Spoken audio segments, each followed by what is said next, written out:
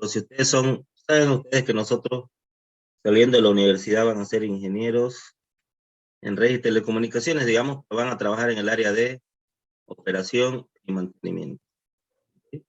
Les interesa que los sistemas estén operativos y funcionales, digamos, ¿no? Con la máxima disponibilidad. Las personas que trabajen, por ejemplo, en este ámbito, pónganse que este enlace trae problemas. Entonces usted, por ejemplo, lo que tiene que hacer es ir a revisar, ¿no? ¿Y qué se va a amparar? No lo puede hacer con el ojo, ¿no? Porque tenemos que medir magnitudes físicas y esas son imperceptibles por nuestros sentidos. Entonces una de ellas, para medir la interferencia, por ejemplo, tenemos el analizador de espectro.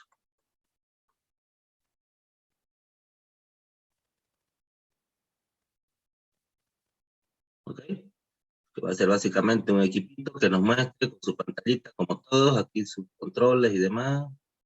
¿Ok? ¿Qué nos va a mostrar el analizador de espectro? Lo voy a mostrar acá. Nos va a mostrar las señales, ya no en el dominio del tiempo, sino en el dominio de la frecuencia. ¿Ok? Entonces usted, por ejemplo, si está haciendo una transmisión en la banda de 3.9, perdón, a ver, acá sería en 5 gigas, digamos, 5.08 gigas, por ejemplo. Esa es la frecuencia sobre la que está haciendo su transmisión. Entonces el analizador de espectro debería mostrarle una señal más o menos de este tipo.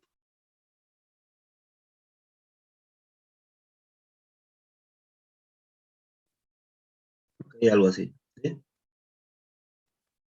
Quiere decir que en esa frecuencia que usted está transmitiendo, conectando esto a su equipo,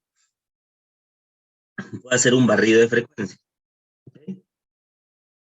Entonces, esto sí estaría funcionando bien. Ahora, si por ejemplo tenemos problemas en las comunicaciones, puede ser que tengamos otra señal por acá que esté haciendo problemas de interferencia. ¿Ok? U otra que esté por aquí. ¿Ok? Entonces, si hay una señal que enmascare acá, vamos a tener problemas de interferencia. Entonces, para que esto lo vemos de forma gráfica y ya podemos tomar nuestras acciones correspondientes. Para que haya interferencia, las frecuencias de transmisiones tienen que ser iguales. Las frecuencias distintas no se interfieren. Las que se interfieren son las frecuencias iguales. Ok, esto es algo fácil de ver. Por ejemplo, donde están ustedes ahorita pasando clases, ¿cuántas frecuencias tienen? Wow, un montón, ¿verdad? Tienen frecuencias de celular, frecuencias de Wi-Fi, frecuencias de Bluetooth, de la televisión, de la radio, del satélite, frecuencia de todo, ¿verdad? Pero no se interfieren entre sí, por eso hay un ente que regula la frecuencia, digamos. Bien. Y entre otros, un aspecto clave acá es el ruido.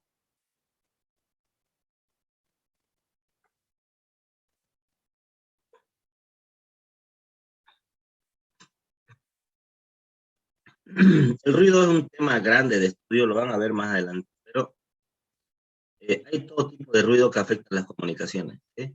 Para que se hagan una idea, si es una conexión satelital, pues hay ruido cósmico incluso, ruido generado por el hombre, ruido gaussiano, ruido térmico, hay un montón de tipologías de ruido.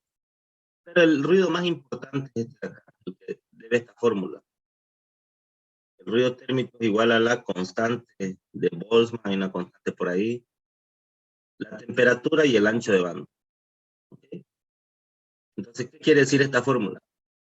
Por ejemplo, va a haber más ruido si el ancho de banda es mayor, es decir, si mi canal de comunicación es más grande. Y obviamente está asociado a la temperatura. Por eso el ruido más significativo es el ruido térmico.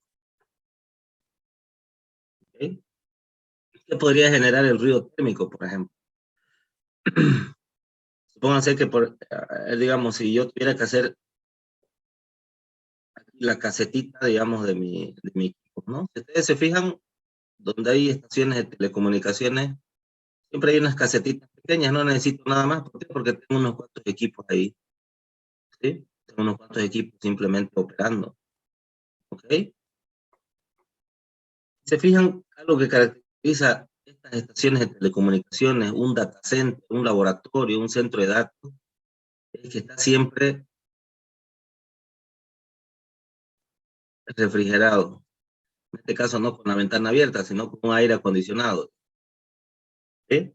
Entonces, a partir de ello hay aire acondicionado de precisión, hay otros que no son de precisión. Bueno, ¿por qué? Porque nos interesa tener una temperatura estable y que permita la operación normal del equipo, de los equipos electrónicos. ¿Por qué? Porque el ruido térmico se produce a través de la agitación de electrones, ¿ok? Debido al calor. Entonces el calor genera agitación térmica, que a su vez eleva más aún la temperatura en los equipos de comunicación. Ustedes saben que los materiales conductores de electricidad también son buenos conductores del calor. Por lo tanto, ¿qué pasa si un equipo se calienta mucho? Pues se satura, en este caso se bloquea, ¿no? No se quema, ¿sí? Pero hace que, por ejemplo, sucedan estas cosas. Yo puedo tener acá una señal. O sea, ¿cuál es el problema, digamos? El problema sucede cuando tengo luz.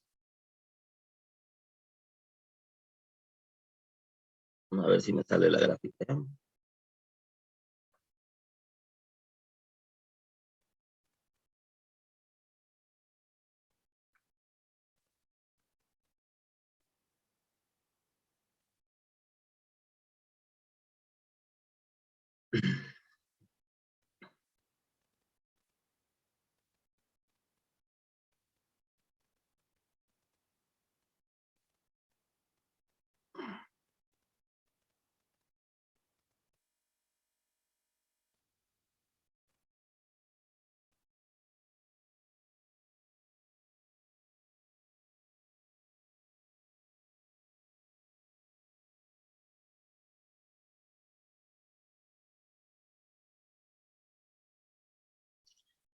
Por ejemplo, en este caso, esta es la señal, lo que estoy haciendo con rojo, azul es el ruido, y acá tengo lo que es la señal más el ruido, ¿okay? La suma de ambas, lo que se va a transmitir, digamos, si fuera un transmisor.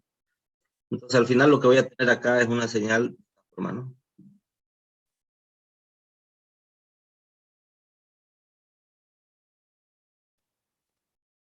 ¿Okay? Si se fijan, la señal muy parecida a la original, pero con el ruido que la afecta, ¿sí? Y en el caso, por ejemplo, de la señal de abajo, quizás tenga algo, perdón, para que se vea mejor, lo voy a hacer de nuevo. Ese patrullero. Para que se vea mejor, lo voy a hacer esto.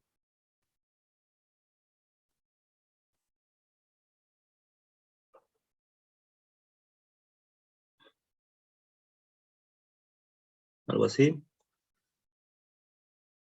Entonces la señal final en este caso va a ser algo, una mezcla de ambas, pero se va a parecer mucho más al ruido que la señal original. Entonces esto que he hecho con verde se llama relación señal a ruido. Es un valor que van a estudiar más adelante. Ya, pero en todo caso quiere decir que el ruido tiene ese efecto. Genera que la señal se pierda, se distorsione, efecto del calor. Entonces normalmente los equipos tienen una temperatura de trabajo sobre la cual a temperaturas mayores se bloquean, ¿sí? Como que dejan de trabajar. ¿Ok? Bien, entonces todo esto para qué lo he explicado. Fíjense que aquí le he puesto tres indicadores, tres valores, tres magnitudes, que son las que tenemos que contemplar. ¿Ya? Entonces, por ejemplo, supónganse que ustedes son ingenieros de operación y mantenimiento, van al lugar de trabajo y tienen que contemplar que este puede ser un problema, este puede ser otro problema, este puede ser otro problema, ¿no? Entonces, lo dicho, para la atenuación, para un medidor de potencia, para la interferencia, un analizador de espectro, para el ruido, verificar la temperatura, básicamente, ¿no? Ahora, ¿cómo yo sé que mi comunicación se está degradando? Hay unos equipos, por ejemplo, que se llama acá, igual lo conecta al receptor, que son los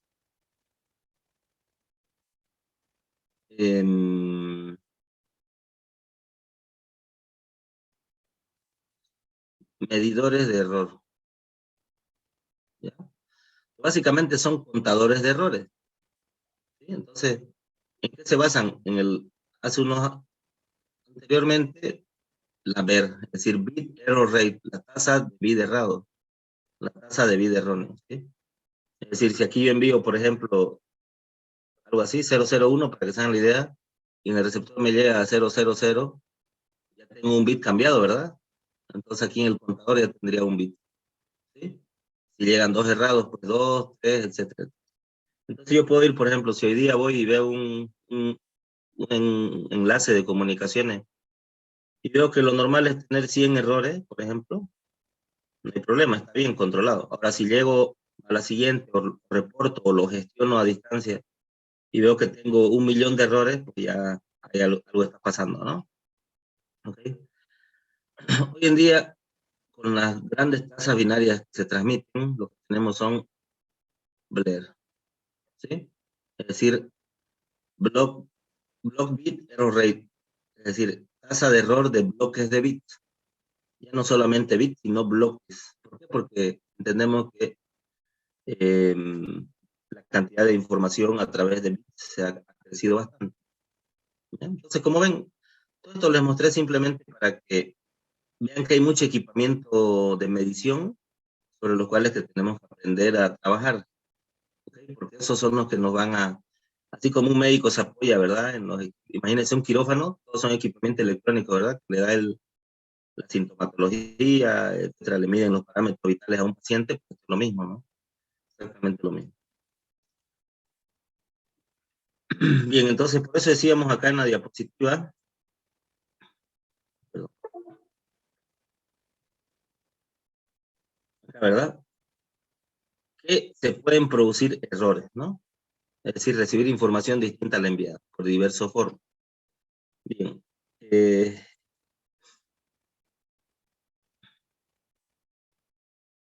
Ya. Esto lo voy a borrar un ratito para explicarles lo siguiente. Entonces habíamos visto, igual cuando veíamos el modelo OSI, ¿se acuerdan? Veíamos que al final esto tiene que ser medido por algo y detectado por algo. Entonces, en un modelo en el modelo OSI de las 7 capas, por ejemplo, si lo tomamos como referencia,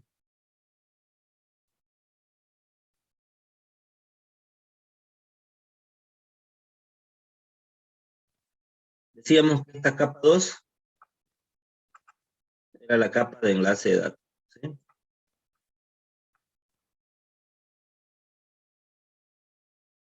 Entonces, en esta capa de enlace de datos teníamos distintas técnicas de corrección justamente de errores. Entonces, seguramente aquí lo que se medirán serán códigos de paridad, ¿ok? O por otro lado, podría usar en esa transmisión en particular, si es un radioenlace, por ejemplo, Hamming, ¿sí? O el código redundante, ¿sí? Es decir, son varios métodos que se aplican, que tienen que ver con la corrección y detección de errores, pero tienen que aplicarse en algún lado. ¿Y dónde se aplican? Justamente en la capa 2, que es enlace de datos, ¿sí? Entonces, ya se van a dar cuenta que lo que al final hacemos es agregar bits de seguridad o de protección ¿a qué? A la información, ¿de acuerdo? Entonces, por ejemplo, ¿en qué quedaría esto? En que, por ejemplo, si ustedes, como el ejemplito que hicimos, ¿verdad? Si yo estoy enviando un hola, ese hola va a ir encapsulado, ¿verdad? Va a ir protegido, ese hola va bajando por todas las capas, pero esas capas van agregándole información adicional o de protección a esa información, ¿verdad? En el caso de la capa de enlace de datos, aquí ¿qué va a agregar? Va a agregar bits de detección, o sea, todo lo necesario para que en esa capa se produzca la detección y corrección de error. ¿Ok? Sabemos que cada capa aporta lo suyo, digamos. Pero en este caso aportamos. ¿Sí? Bien, y una forma de ellos es los bits de paridad. Los bits de paridad, como bien indica acá, simplemente consiste en añadir un bit extra a cada combinación del código. ¿Sí? Entonces, cada combinación de un código determinado va con un bit adicional para ver justamente si existe un error o no. ¿Ya? Entonces, en función de ello existen dos tipos de paridad, la paridad par y la paridad impar. ¿Ok? Por ejemplo, si en este enlace que yo tengo acá,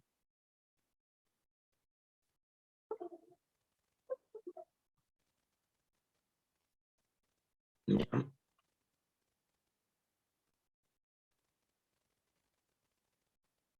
Aquí esto lo voy a hacer un poquito para que me entre el ejemplo.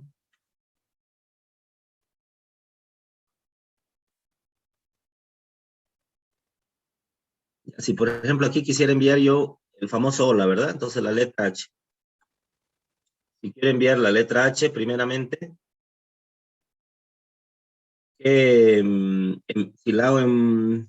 la represento con ASCII, ¿cómo sería la letra H? Ahora lo hicimos en la anterior clase. Sería, aquí la tengo la H, sería 100, 1000, ¿verdad?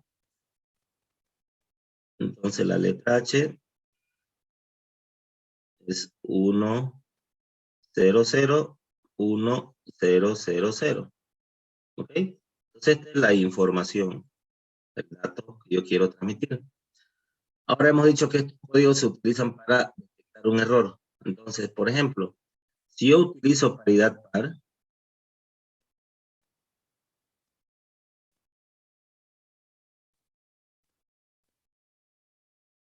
sabemos que la teoría me dice que cuando yo utilizo paridad par, esto lo voy a bajar un poquito. Si yo estoy utilizando paridad par, acá, ¿qué me dice acá, por ejemplo? Un ratito para que vean de dónde lo saco esto que les estoy diciendo. Acá. Si yo me tengo que fijar los números 1, ¿ok? Los números 1 simplemente donde yo presto atención. Me dice, si es paridad par, si el número de 1 es impar, se añade el bit de paridad igual a 1. Si el número de 1 es par, se añade el bit de paridad igual a 0. ¿No? Parece un trabalenguas, pero es súper sencillo. Simplemente miro los 1. En este caso, ¿cuántos unos tengo acá? Pues tengo 2. ¿No? Ahora, el 2, tengo 2 1. Como 2 es un número par, por lo tanto, mi paridad acá coloco el bit igual a 0. ¿Sí? Es decir, en otras palabras, ¿qué hago? Debo añadir todo esto. Lo miro como un todo. ¿Sí? Cuento los unos y debe dar un número par. Si estoy utilizando paridad par. ¿Ok? Si estaría utilizando paridad impar,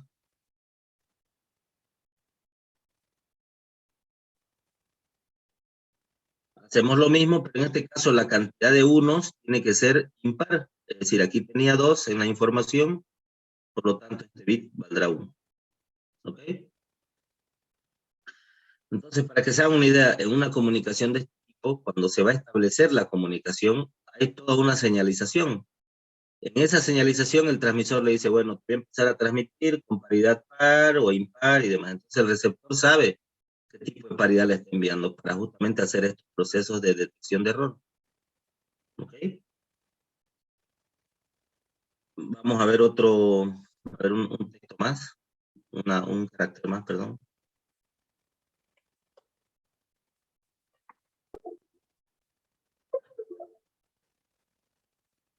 A ver, digamos que estoy enviando la M mayúscula. ¿Ya? La M mayúscula sería 1001101.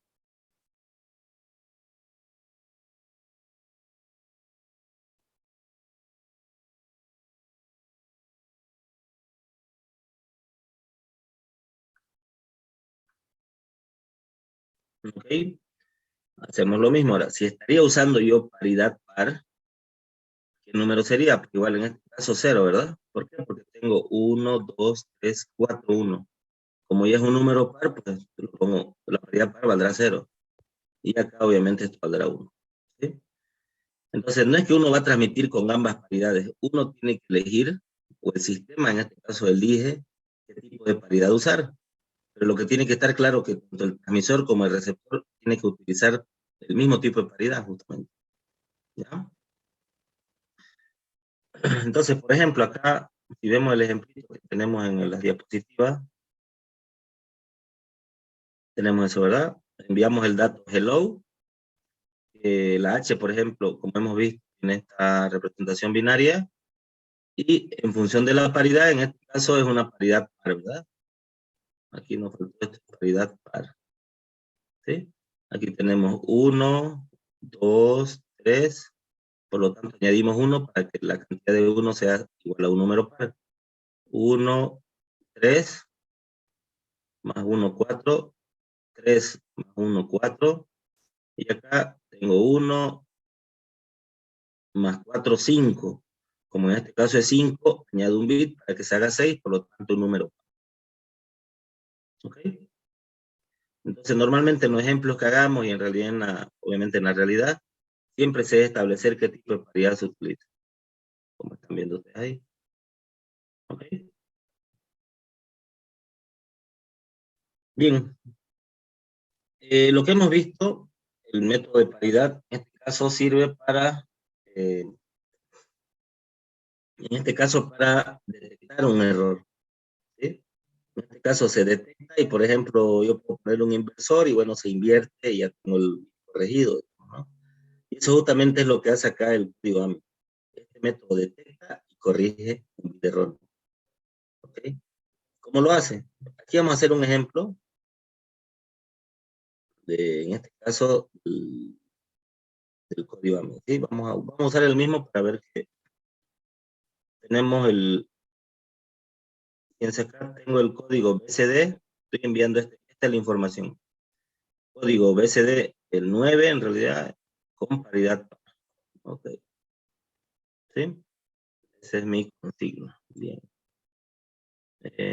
Lo tengo. Entonces, este método, como cualquier método, consiste en una serie de pasos, ¿verdad? Entonces, vamos a hacerlo.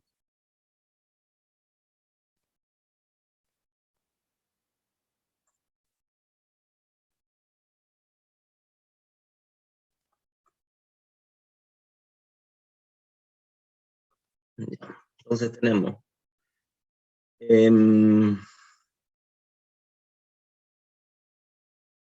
paso 1, digamos, del código AMIN.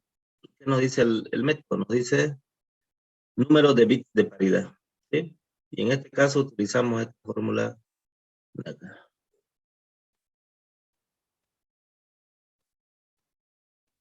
¿Ok? Ya sé que la información era, si recuerdan, era 101. Esa es mi información, ¿no? El código BCD. Entonces aquí usamos a prueba de error. Es decir, acá el paso 1, número de bits de paridad. ¿Ok? Tengo que determinar cuántos bits de paridad yo tengo. Porque al final, como les dijimos en su momento, no se trata también que yo aumente tantos bits como quiera. ¿Sí? Imagínense que esta sea la información, ¿no? Como estamos hablando. Ahora, si yo tengo que enviar estos bits de paridad, por ejemplo, es decir, la misma, estoy perdiendo eficiencia en mi transmisión. ¿Por qué? Porque estoy ocupando la misma cantidad de bits para cuidar o detectar errores de la información, ¿sí? Pudiendo usar ese mismo canal para enviar mayor cantidad de información, ¿entienden? Entonces, es algo importante definir cuántos bits yo voy a utilizar para proteger mi información, ¿ya? Entonces, en este caso, tengo esta fórmula de acá, como le digo, a prueba de error. A prueba y error. ¿Cómo es eso? Por ejemplo, tengo 2 igual a P, mayor o igual que D más P a la 1. Bueno, tienen ahí la fórmula, ¿no? Porque la dejo.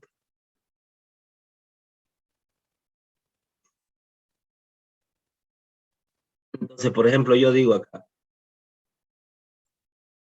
si P es igual a 1, es decir, si la cantidad de bits de paridad es igual a 1, ¿cuánto tengo? Es decir, quiere decir que si satisface esa relación matemática. Los datos son 4, ya hemos visto, ¿verdad? Porque son 4 bits, más 1, más 1. ¿Esto es verdad o no? Tengo 2, es mayor o igual que 6, no, ¿verdad? Como no cumple la condición, pues pruebo otro valor en esto. Vamos a hacerlo con 2.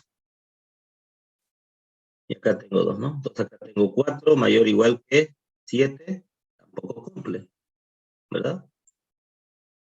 Entonces debo probar, en este caso, o cumple, a ver. No cumple. En este caso, entonces, con 3 bits.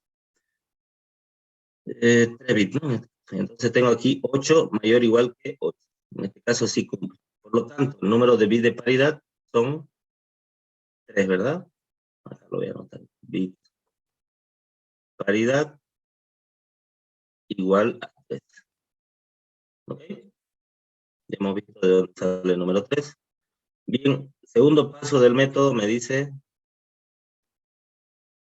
nomenclatura. Bueno, esta nomenclatura es más que todo un...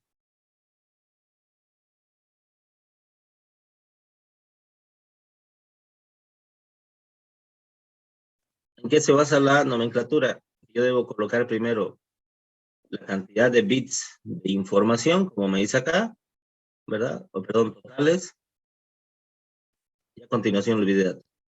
Entonces, ¿cuántos son los bits totales? Serán 7. 4 de información más 3 de paridad. Entonces, esta será una código AMIN 74. ¿Sí?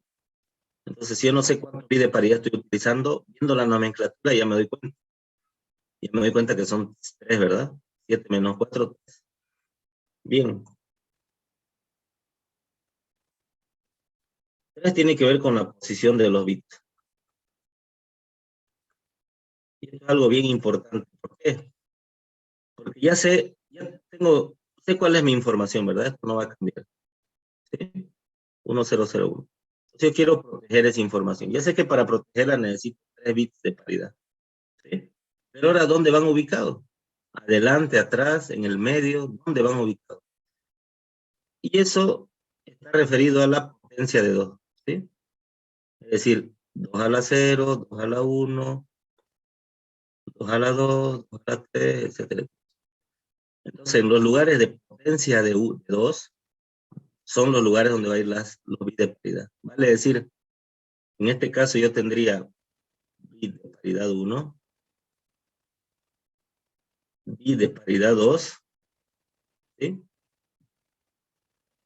Bit de paridad 3. Es decir, yo sé que hay 7 bits, ¿verdad? Pero aquí le estoy dando las posiciones. Entonces, en la primera posición, que sería esta de acá, ¿sí? Va a ir un bit de paridad. Segunda posición, también va a ir un bit de paridad. Tercera posición, recién iría un bit de dato, ¿sí? Es decir, el 1. Cuarta posición, iría el otro bit de paridad. ¿Ok? ¿Por qué? Porque está en la posición de una potencia de 2. ¿Ok? Y como ya terminé los bits de paridad, ya tendrían los otros datos, ¿verdad? Dato 2, dato 3, dato 4. ¿Sí? En total, ¿cuántos bits tengo acá? Pues tengo 7. Y en ese orden. ¿Sí?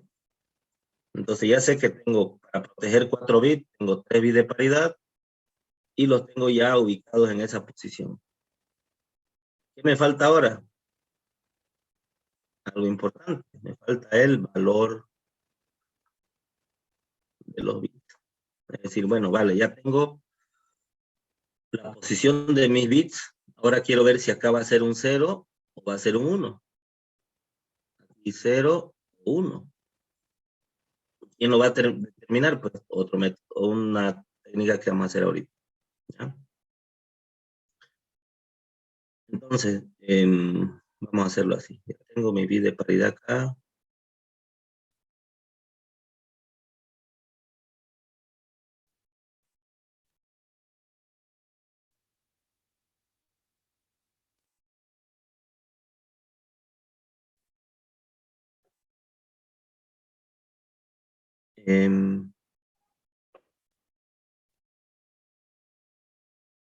Ya, entonces, en este caso, la posición 1, es decir, yo tengo 7, ¿verdad? Puedo representar todos con, debo representar todas estas casillas que he hecho por acá en un formato binario. Es decir, esta será la posición 1, esta será la posición 2, esta será la posición 3, esta será la posición... No, lo voy a hacer más grande en otra pantallita, ¿sí? Porque imagino si alguien está viendo en el celular no lo va a ver, ¿sí? Entonces teníamos nuestro bit de paridad 1, nuestro bit de paridad 2.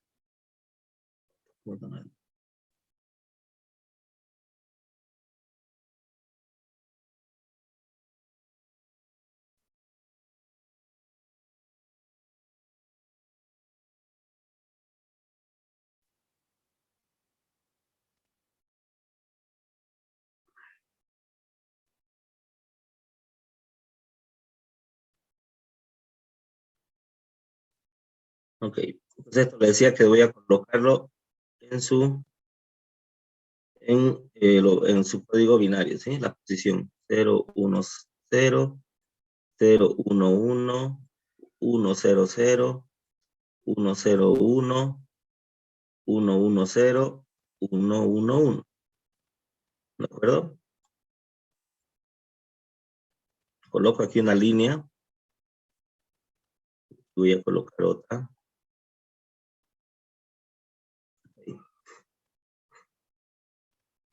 Entonces, en la posición de los datos, recordemos cuál era la info.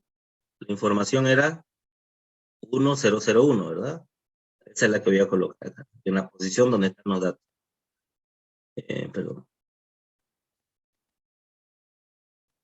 1, 0, 0, 1.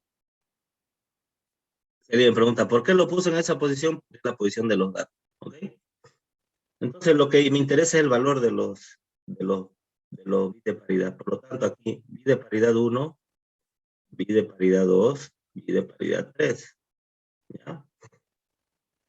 Entonces, debo analizar uno por uno, ¿ok? ¿Cómo lo hago esta parte? Súper sencilla, fíjense. Cuando yo voy a analizar el código de paridad 1, voy a mirar esto de acá, la última posición, ¿ok? La última posición de la combinación binaria, ¿ok? Entonces, en este caso, ¿para qué lo miro? Porque si vale 1, copio tal cual el dato. Por ejemplo, acá. Aquí vale 1, ¿verdad? ¿Sí? Como vale 1 en el dato 1, este de acá, copio tal cual el número del dato. En esta posición 2, también vale 1, por lo tanto, copio el 0 tal cual. Aquí fíjense, en el dato 3 vale 0 la última posición, entonces aquí no copio nada. Lo coloco un guión, y acá vale 1, pues reemplazo el 1. ¿De acuerdo? Listo. Entonces ya terminé para el video paridad 1. Ahora, si nos recordamos el ejercicio decía, ¿qué tipo de paridad utilizamos? Paridad par, ¿sí? Entonces aquí vamos a aplicar lo que vimos de la paridad par. ¿Cómo lo vamos a aplicar? Aquí recordemos entonces, paridad par. Voy a aplicar la paridad par, el mismo método que hicimos hace un momento. Entonces aquí yo digo, ¿cuántos unos yo tengo? Tengo 2. Es un número par, ¿verdad? Por lo tanto, este bit de paridad va a valer 0. ¿Ok? Este sería el valor del bit de paridad. 0. ¿Por qué 0? Hemos encontrado los unos de acá y los cuento como un número par, pues 0.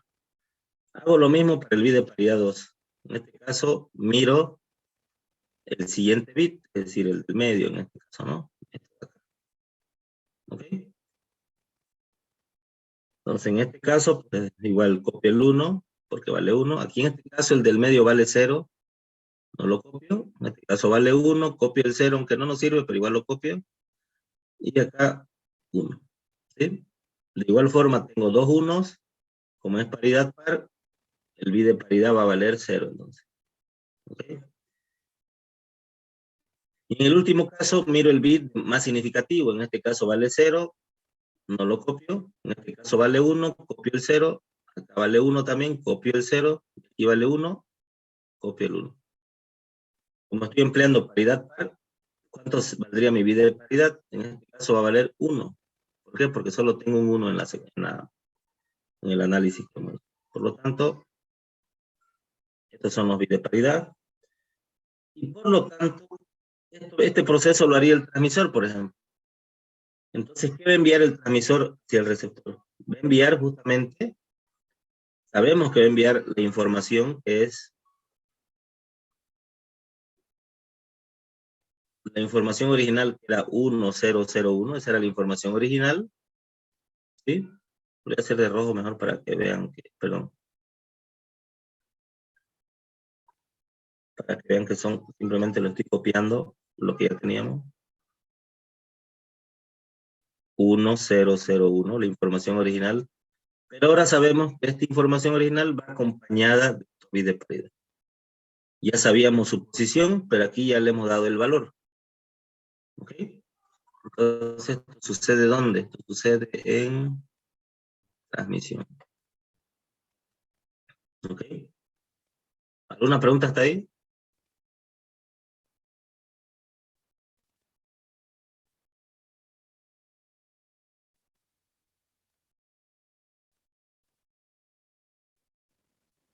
Ok. Bien.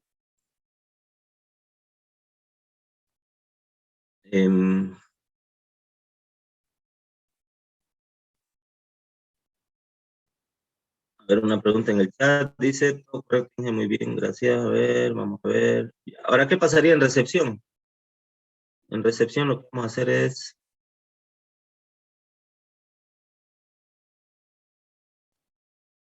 Bueno, aquí no me deja detallar. Buah, estoy moviendo todo. Ahora tengo...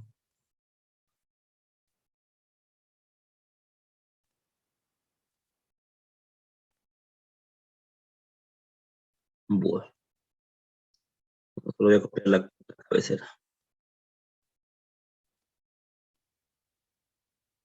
Una flojera, ¿no? No, no me deja.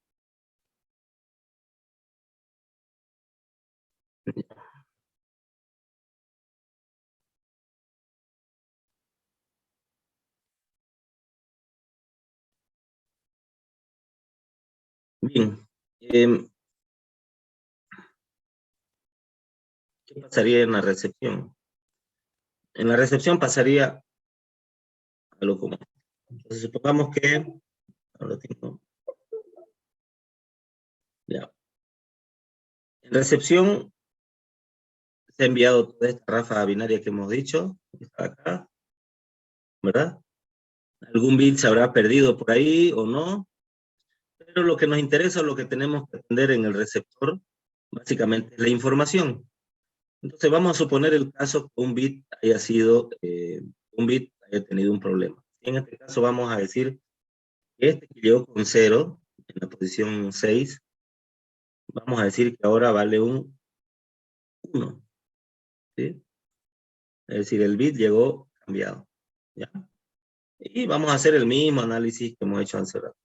Entonces aquí tendríamos que sacar el bit de paridad 1, bit de paridad 2 y el bit de paridad 3. ¿Okay? Entonces procedemos a ello. Entonces en el primer caso pues copiaría 1, aquí tengo 0, en este caso nada, y aquí tendría un 1, ¿verdad? En el segundo bit de paridad tendría un 1, acá nada, acá tendría un 1, acá también tendría un 1. Y para el último caso aquí no tendría nada, tendría un 0, tendríamos un 1, y aquí también un 1. ¿De acuerdo? Sacamos los bits de paridad, hemos dicho que lo mismo en el transmisor, lo mismo en el receptor, ¿verdad? Por lo tanto, en el primero va a valer 0, ¿sí? Porque estamos usando obviamente igual paridad par. El segundo bit valdría 1, ¿verdad? Porque recuerden que tengo que mirar como un todo, ¿no? Fíjense, tengo 4 unos ahí, por lo tanto ese debe ser un número par.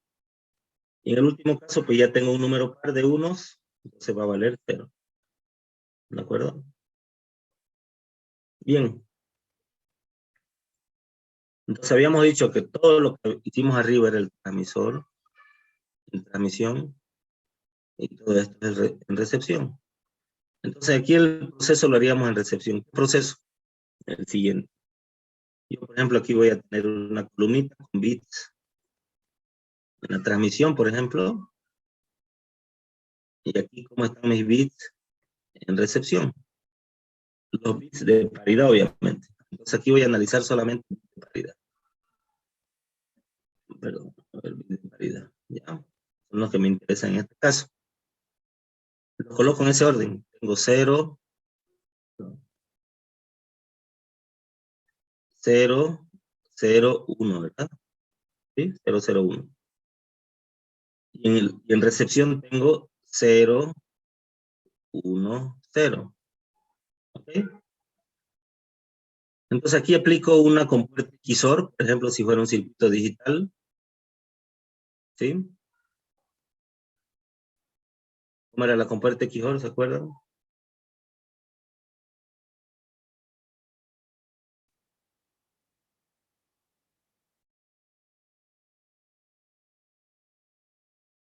Aquí tendría 0. Bueno, tendría 0, aquí un 1, y aquí un 1, ¿verdad? Es decir, cuando son distintos, vale 1, no son iguales, vale 0. ¿Sí? Entonces ya una vez ejecuto esa operación, me coloco la flechita para indicarme el orden. ¿El orden de qué? Del valor de esa combinación binaria. Tendríamos 1, 1, 0, ¿okay? Un número en binario. Y si lo llevo a decimal equivale a 6, ¿verdad? 6 en decimal. Entonces, ya sea binario o decimal, lo que me está dando es la posición del bit de error. ¿Y cuál es esa posición? Acá, ¿verdad? La posición 1, 1, 0, o si fuera en decimal, 1, 2, 3, 4, 5, 6. La posición 6. ¿Ok? Entonces este método consiste en eso, justamente, en detectar y corregir el bit erróneo. Ahora ustedes me dirán, pero en una transmisión no se produce, usted mismo dijo que no se produce solo un bit. Claro, hay código AMIN para más bits, ¿verdad? Pero el algoritmo, digamos, sería el mismo, ¿ya? Obviamente aquí hacemos el ejemplo del algoritmo básico, digamos, ¿no? Además, todo eso ya está implementado en software, digamos, para que lo haga de manera más eficiente. ¿Ok? Entonces, por ejemplo,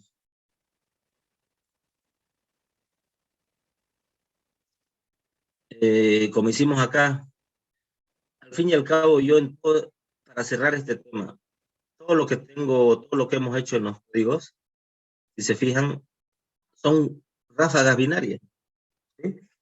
Son ráfagas binarias que todos los equipos de procesamiento, de transmisión de datos, deben tener claro ciertos patrones para interpretar esa información que le llega. Por ejemplo, si sabe que le va a llegar información en formato ASCII, sabe que tiene que agarrar 7 bits, y en función de los valores, dice, es una H, ¿de acuerdo? Sabe que está usando AMIN una paridad X, sabe que ese bit que le está llegando va a ser de paridad, va a ser información. No es lo mismo que aquí lo vemos igualito que 1, pero no es lo mismo, sabemos que este 1 es información y este 1 era parte de un bit de paridad, ¿sí? Entonces, esa es la clave. A medida que van pasando las etapas, por ejemplo, si miramos el modelo OSI, se van agregando bits para justamente ello. Por ejemplo, algo acá, ya que estamos en la capa de red, ¿qué maneja la capa de red? Algo importante que maneja la red, la capa de 3, ¿qué es? ¿Mm? Es decir, sabemos que ahí va un hola, ¿no? En la cajita azul esa que hemos hecho, va a ir la información. Pero en la capa 3, por ejemplo, ¿qué es lo interesante ahí? Lo más característico de la capa 3.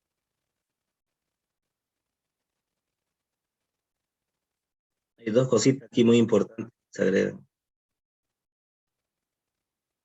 ¿Alguien sabe?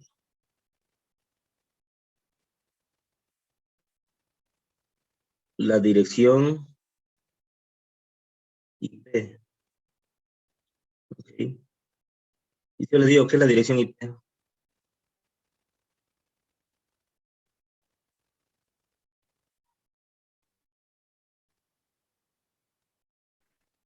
Ingeniero, la determinación de la ruta.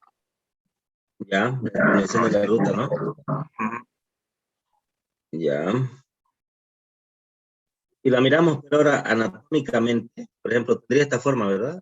En decimales estamos acostumbrados, ¿no? Por ejemplo, 192, 168, 10.10, por ejemplo, puede ser la IP de su casa, digamos, ¿no? ¿Sí? Pero sabemos que esto por debajo igual es una secuencia de bits. Esto será igual, son 4 octetos, decimos. ¿Por qué? Porque cada uno de ellos está compuesto por 8 bits. En este caso sería 1, 1, 0, 0, 0, 0, 0, 0, punto, ¿verdad? 168 sería 1, 0, 1. Sí, a ver. 128.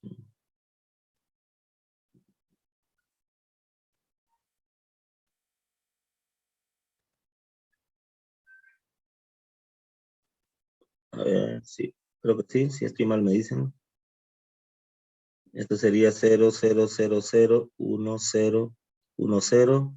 Y esto igual, digamos, ¿no? 0, 0, 0, 1, 1, 0, 1, 0. ¿Ok? Si se fijan, son 4 bits. Obviamente el punto no le va a hacer nada, ¿no?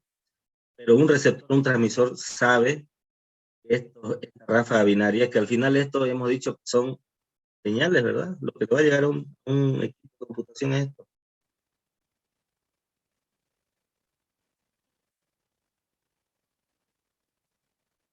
¿Ok? Entonces debes saber interpretar que durante ese tiempo, y eso depende mucho el clock, digamos, de esa transmisión, durante ese tiempo te voy a enviar mi dirección IP origen, por ejemplo.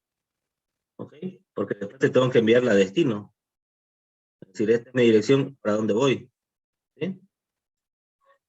Por eso es sumamente importante el tema de la detección de errores. Imagínense que hay un error acá, va a llegarle a otro destino mi mensaje, ¿no?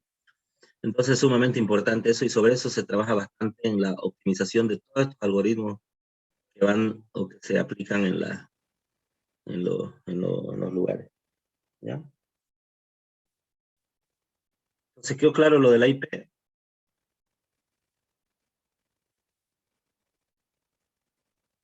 Sí, sí, todo claro, ingeniero. Ya, perfecto. ¿Alguna pregunta del código AMI y demás? ¿Todo claro?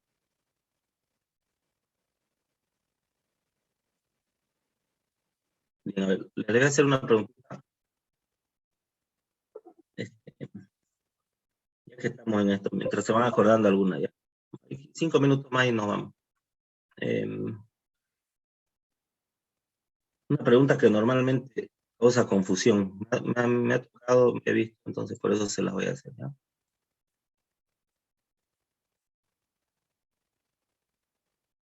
A ver, ¿dónde va aquí? Ya. Por ejemplo, si yo le digo cuál es mi IP, no sé si han visto, han hecho esto.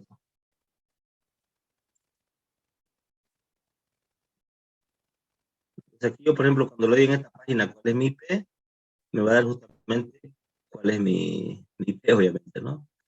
Entonces acá tengo, acá la 190, 180, etcétera. Y ahora si, por ejemplo, yo aquí en mi máquina, entro al símbolo de sistema, por ejemplo,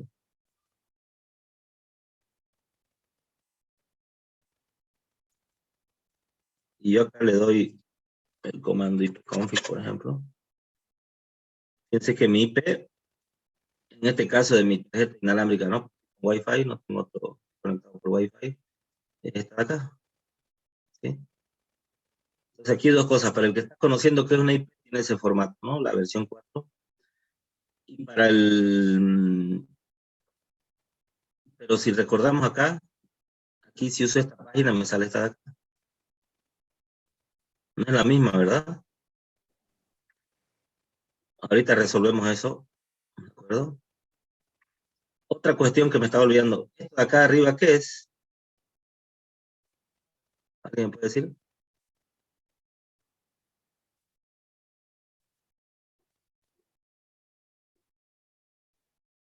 La dirección de IPv6. Ah, ya, perdón, sí, está el... Ah, ya, perdón, sí. Ah, mal, perdón. Sí, correcto.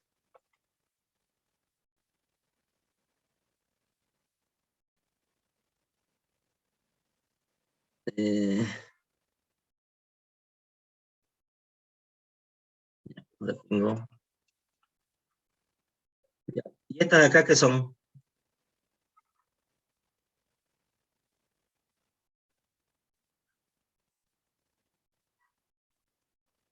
¿Alguien sabe qué son estas de acá?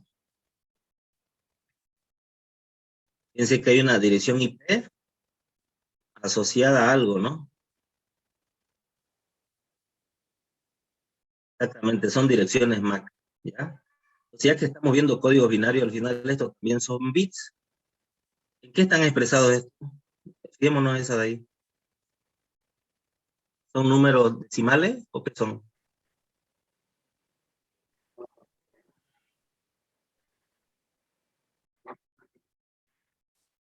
Eso, ¿vieron? Ahí está. Es más fácil, creo, cuando lo vemos en función de ejemplo.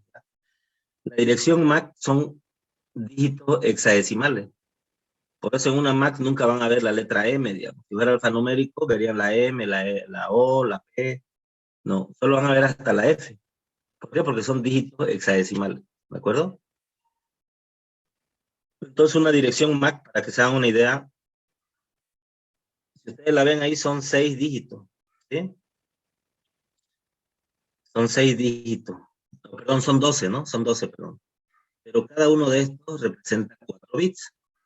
Entonces, realmente, esta dirección MAC que se añade acá, igual en la capa del dato, acá la dirección MAC, en la capa 2, ¿verdad? Todo lo que es switching lo ven acá, en la capa 2. ¿Por qué? Porque trabajan con las MAC.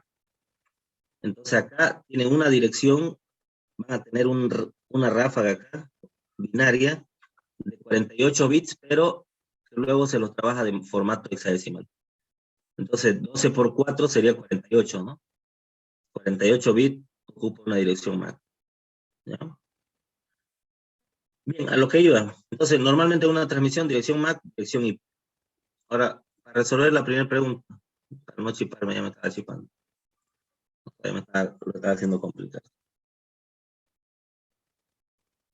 A ver, ¿por qué les voy a hacer esto? Porque normalmente me han consultado varias veces eso, entonces alguna vez es bueno ir despejando esa duda. Mientras dibujo, ¿qué era una dirección IP? ¿Qué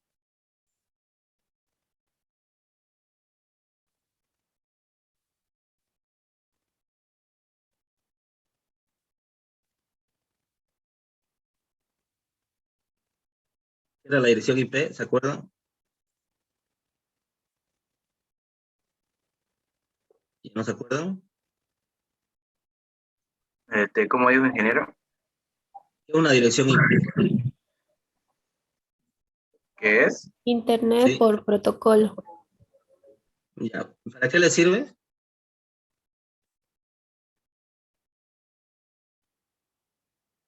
Es una, digamos, es una dirección como que yo pueda tener la dirección de mi casa, ¿verdad? Para que me reconozcan en internet, digamos, ¿no? Así, algo así. Ya. Ahora, por ejemplo, si yo tengo la dirección de mi casa acá, digamos, en Santa Cruz, ¿será que puedo tener la misma dirección aquí en Madrid? Es decir, por ejemplo, yo voy a copiar esta IP, ¿sí? Fíjense, voy a copiar la IP que me salió acá. Es decir, tengo la 192.168.0.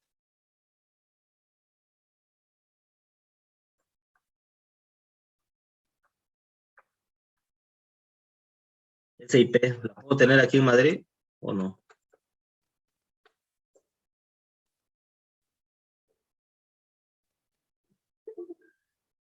Alguna vez alguien me preguntó si yo puedo tener la misma IP y yo le respondí, le di la respuesta, ¿no? Y me dice, pero me parece raro, eso no debería ser así.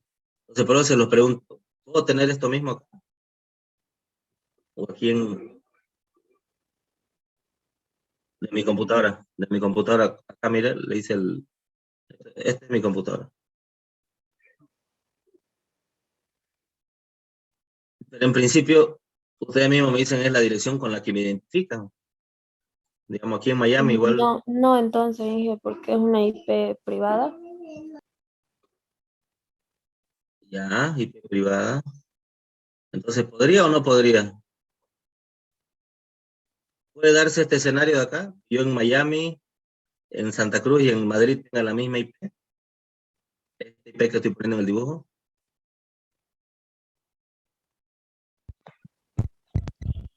Ingeniero, sí se podría porque es una IP de red local. Ya, ya, bien. Así como bien dijo su compañero y su compañera, es una IP privada. Entonces, este escenario sí es viable. ¿Ya? Ok, perdón, voy a poner IP privada. Este escenario es viable y de hecho, ustedes lo están viendo, mi computadora tiene esa IP. Y seguramente en Madrid, incluso aquí al lado mi vecino puede tener la misma IP. Pero ahora si se fijan acá, lo que hicimos también, ¿dónde está eso? Aquí no. Si yo utilizo esta aplicación que vi en internet, tengo otra IP. ¿Ok? 190, 180, 67, 17. ¿Y eso por qué, digamos? En principio puedo decir, y eso medio raro, ¿por qué? ¿Por qué te da eso? ¿No? Fíjense, me dice que aquí yo tengo un IP 190, ¿cuánto es? 190, 180,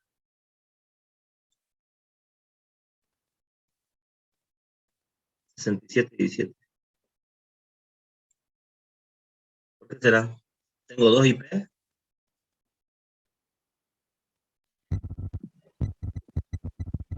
La otra IP es la que le asigna el router para el punto de acceso de Internet. Ya. Eso es porque tengo una IP pública. Entonces esto, analícenlo esto, porque esto le va a sacar muchas dudas cuando estudien todo este tema de las redes. ¿Sí? Lo que tengo en negro son IP privadas. ¿Ya? Puedo usarlo las veces que uno quiera. Es decir, no hay ni siquiera restricción y son gratuitas. Pero luego tengo IPs públicas. Entonces, si yo en mi equipo, en mi computadora, tengo esta de acá, la que hemos visto. Pero también mi máquina, cuando sale de mi router, en realidad ni cuando sale mi router, cuando sale de mi ISP, en este caso es COTA, ¿no? Por eso sale acá COTA, ¿sí? Sale con esa IP. Entonces, esta es la dirección IP pública, ¿ok? Por eso pago, digamos. Por eso COTAS tiene un pool de direcciones, por ejemplo, que la reutiliza entre varios usuarios, digamos, ¿no? Con unos métodos especiales. Pero eso métanselo bien en la cabeza, digamos. Ahora, cuando alguien me ve de afuera, ¿no? Si alguien quiere entrar a mi máquina y demás, no va a ver esta IP, va a ver esta, ¿ok? Por ejemplo, porque te dan una idea. Porque esa es la pública. Esta es la que es única, ¿no? Ahí está la confusión muchas veces y de ahí viene lo que le quería explicar. Decimos, ¿no? La dirección IP, mi dirección IP es única porque así me identifican en el mundo, porque estoy en Internet. Claro, pero no es la privada, es la pública. ¿Sí? En principio esta es única.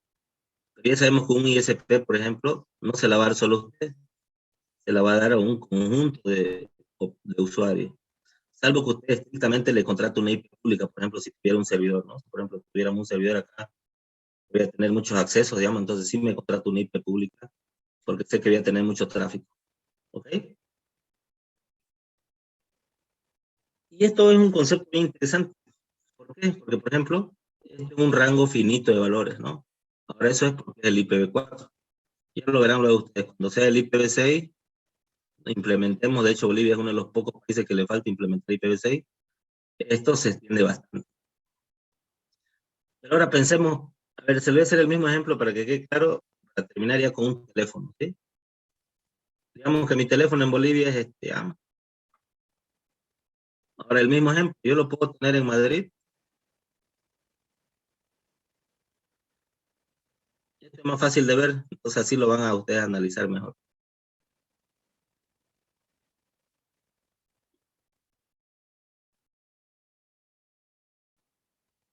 Y en Miami también.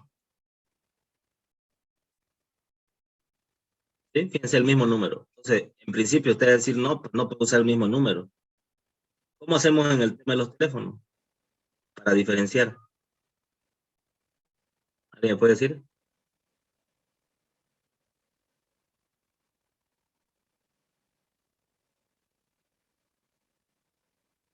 ¿Mm? ¿Nadie tiene un familiar en el extranjero?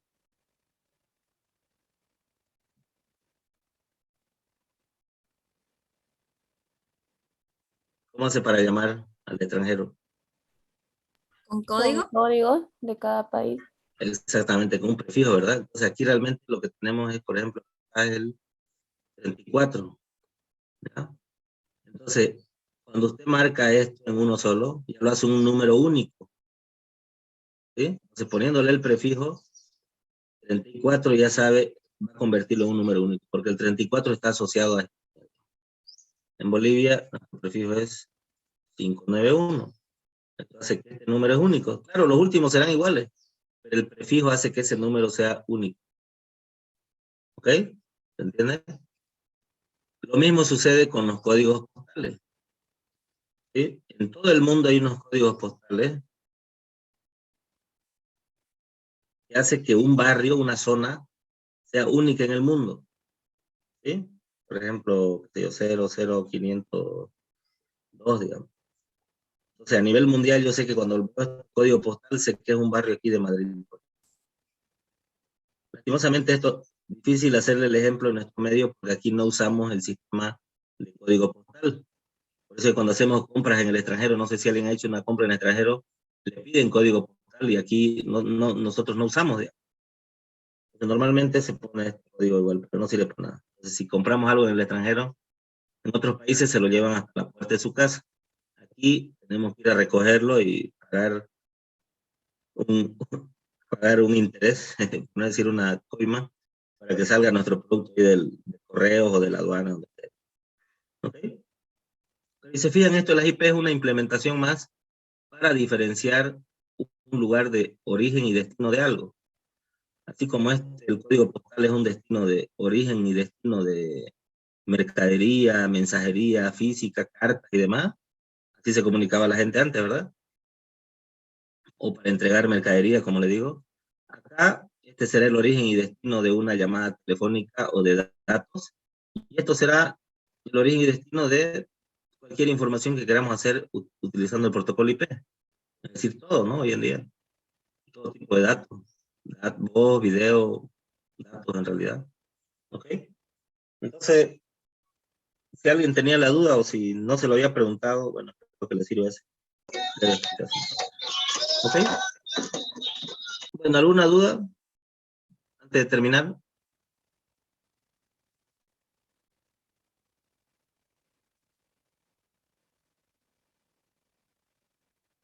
Bien, ¿qué le iba a decir? Ingeniero, disculpe, sobre el práctico. No Ya, sé si no sé si se puede alargar un poquito el ya, sí, sí, sí. práctico. Sí, lo voy a poner para el otro martes, porque nos hemos atrasado la anterior semana, digamos, ¿no? Por el aniversario, entonces, claro, pues, de hecho recién hemos visto el código AMIN, ¿no? Entonces, para la próxima semana no hay problema, lo voy a editar, ¿ya? Para el próximo Bueno, martes. Pero gracias, ingeniero. de ahí por favor que no pase, porque después es un lío la corrección, ustedes saben, ¿ya? En el siguiente tema, igual, por favor, para el siguiente martes lo vamos a avanzar ese tema un poquito más rápido, porque está referido a la álgebra booleana. Entonces, entiendo que eso ya lo han visto también. Entonces, lo que quiero es optimizar el tiempo para que nos quede, y podamos ver más tranquilo el Arduino y la programación de Arduino, ¿ya? Entonces, tampoco quiero correr en los temas. Entonces, por favor, si pudieran ver ustedes los videitos, así ya venimos con las dudas. Por ejemplo, ahora si se fijan, les he explicado el código AMIN desde cero, ¿no? Pero eso mismo ya lo teníamos en el video en el aula virtual. Entonces, para alguien que ya vio el video, dice, explicó lo mismo, digamos. Entonces, la idea no es esa, la idea es que puedan ver ustedes los videos antes y podamos ya atender solo dudas, digamos, en las clases. ¿Ya? Entonces, de esa forma vamos a avanzar más rápido. ¿Ya? Y ustedes también van a aprender más, créanme que van a aprender más rápido y mejor. ¿Ok? Entonces, la siguiente semana presentamos el práctico, entonces, como ya saben, lo hacen en hojitas, le sacan foto o lo escanean y lo presentan en un solo PDF, por favor. ¿Ya? Hay personas que presentan 10 fotos, 20 fotos, complicado, digamos, ¿no? De corregir, hay que descargarlo, después ordenarlo, un libro. ¿Ya? Entonces yo les ruego, por favor, que sea un solo PDF la presentación. ¿Ya? Bien, entonces quedamos ahí y nos vemos la siguiente semana. Que la vaya bien. Hasta luego, Inge. Hasta luego.